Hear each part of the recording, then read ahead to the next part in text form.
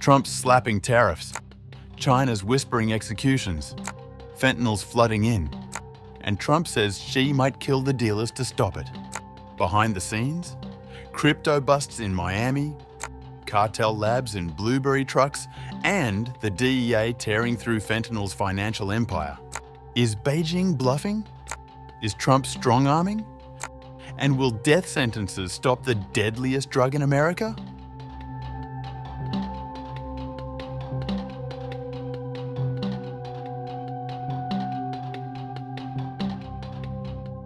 US President Donald Trump said on July 16th that China is taking significant steps to curb the production and export of fentanyl, the synthetic opioid fueling America's overdose crisis. Speaking from the Oval Office, Trump stated that Beijing has shown a willingness to act, partly in response to the economic pressure exerted by US tariffs. Trump said the US has imposed a 20% tariff on Chinese imports to pressure Beijing over its role in fentanyl trafficking. He added that trade talks are ongoing to secure tougher measures. Trump also suggested China may soon start imposing the death penalty for fentanyl production. While China already enforces strict drug laws, its execution of 4 Canadian nationals this year has drawn international criticism. And as you know, and I have a very good relationship with President Xi of China, but I imposed a 20% tariff on China because of the fentanyl, and I call it a penalty. It's a penalty because China delivers much of the fentanyl. Some people would say all of it. They deliver it into Mexico and even into our own country. We have a 20%, so they pay billions of dollars in damages for what they've done. And I think we're going to work it out so that China is going to end up going from that to giving the death penalty to the people that create this fentanyl and send it into our country.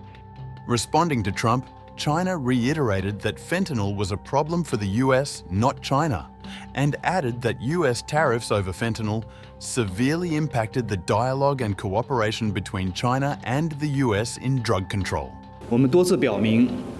We have repeatedly stated that fentanyl is a problem for US, not China, and the responsibility lies with the US itself. The US side ignores China's goodwill and insists on imposing tariffs over fentanyl. It has severely impacted the dialogue and cooperation between China and the US in drug control, and has also seriously damaged China's interests.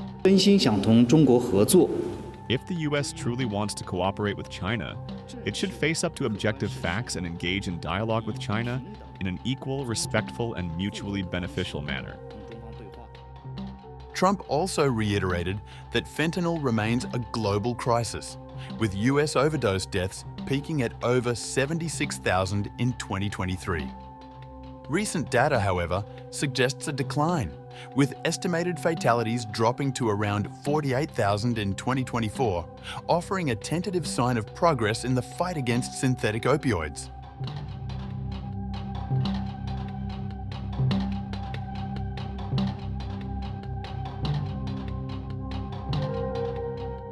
In a move aimed squarely at America's opioid crisis, Donald Trump on July 16th signed the HALT Fentanyl Act, a sweeping measure designed to crack down on synthetic opioids and those who traffic them. The White House ceremony brought together lawmakers from both parties alongside families who have lost loved ones to fentanyl overdoses, a growing epidemic that continues to grip communities across the country. And today we strike a righteous blow to the drug dealers, narcotic traffickers, and criminal cartels that we've all been hearing so much about for so many years, and very little has been done. And we take a historic step toward justice for every family touched by the fentanyl scourge as we sign the HALT Fentanyl Act into law. The new law permanently classifies all fentanyl-related substances, including synthetic copycats, as Schedule I under the Controlled Substances Act. That designation gives federal authorities expanded power to prosecute offences and applies tougher penalties for possession and distribution. Trump, speaking at the event, described the legislation as a step toward justice for families affected by the crisis. Other speakers included Greg Swan and Ann Funder, both of whom have publicly shared their personal losses tied to fentanyl use. The administration contends the law will close loopholes that allowed traffickers to dodge enforcement by tweaking chemical formulas. Trump also pointed to his trade actions against China and Mexico, citing a lack of cooperation in curbing fentanyl production and trafficking. He reiterated his proposal to label drug cartels as foreign terrorist organizations. Most of the fentanyl entering the US comes through the southern border, and officials hope this legislation strengthens their hand in combating what remains one of the deadliest drug threats facing the nation.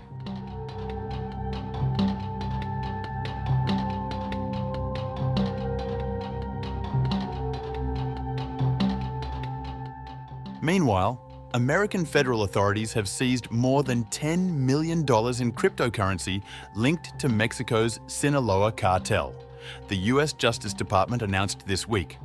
The bust, which took place in Miami, is part of a sweeping series of raids conducted across the country since the beginning of Trump's second term. According to the Drug Enforcement Administration, the nationwide crackdown has led to the seizure of 44 million fentanyl pills, 4,500 pounds of fentanyl powder, nearly 65,000 pounds of methamphetamine, and more than 200,000 pounds of cocaine. The agency also reported over 2,100 fentanyl-related arrests since January 20th. Attorney General Pam Bondi praised the efforts and said, DEA agents are doing historic work to keep our communities safe from deadly drugs like fentanyl and dismantle the cartels selling them. DEA Acting Administrator Robert Murphy stated that the agency is applying consistent pressure through arrests and seizures, adding that operations like these are saving lives. From meth labs in California to fentanyl pills disguised as pharmaceuticals seized at our border, these operations are saving American lives every single day. We are not slowing down. We are dismantling these networks piece by piece. And we won't stop until the last brick of their empire falls. The recent operations stretched from California and Texas to Georgia and Indiana, uncovering drugs hidden in cargo trucks carrying produce. In Georgia, 705 pounds of methamphetamine were found concealed in a cucumber shipment. A separate raid in Texas turned up 783 pounds of meth stashed in a refrigerated truck loaded with blueberries. The Justice Department said the cryptocurrency seizure in Florida was directly tied to cartel activity and reflects a broader strategy to disrupt financial infrastructure. The announcement follows the recent guilty plea of Ovidio Guzman Lopez, son of convicted drug lord Joaquin El Chapo Guzman, in a federal court in Chicago.